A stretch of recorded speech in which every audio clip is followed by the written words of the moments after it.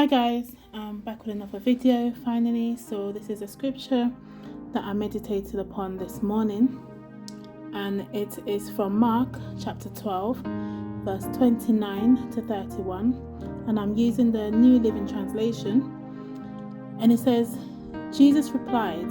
So this is a reply from a question which was asked in verse 28 by one of the religious leaders, and he asks, which is the most important commandment?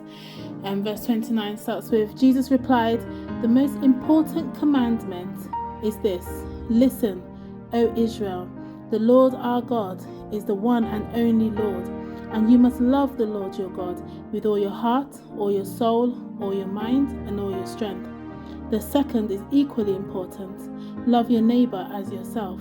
No other commandment is greater than these. And that is Mark chapter 12 verse 29 to 31, New Living Translation. So as I was meditating upon this, the first thing I noticed actually was that it's Jesus that is speaking this commandment to us. So Jesus, who God said, this is my son in whom I'm well pleased, listen to him. So Jesus is saying to us to listen, O Israel. And now we are, in fact, the Israel of God now, because we are children of God. So we have become the Israel of God. So he's speaking to all of us here, all us children of God. And another thing that I noticed actually straight away was this verse 31. First of all, is equally as important as verse 29. So loving your neighbor as yourself is equally as important as loving God. So there is not one without the other. You can't say you love God and don't love people. And the book of 1 John actually says a lot about this, how we can't love God or keep his commandments and still hate our brother. If you say that we love God and we hate our brother, we're deceived, we are deceived, we're still in darkness. So that's the book of 1 John actually clarifies a lot with regards to how important it is to love each other, as opposed to saying that we love God but we are in hatred of our brothers and sisters. So loving God is not opposing of the love for our brethren.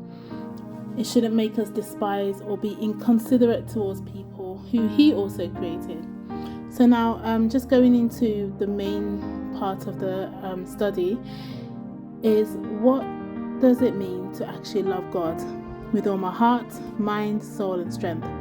And just to summarize, we can go into each word individually and actually meditate on the meaning of what it means to love God with your heart and what it means to love God with your mind and your soul and your strength.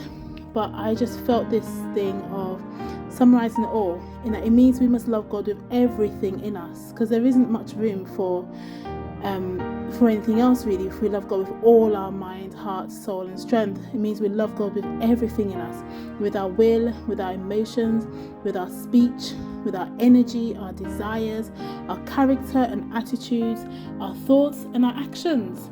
The things we do, the things we don't do should show forth the love of God. So when you love someone, you think about them all the time, right?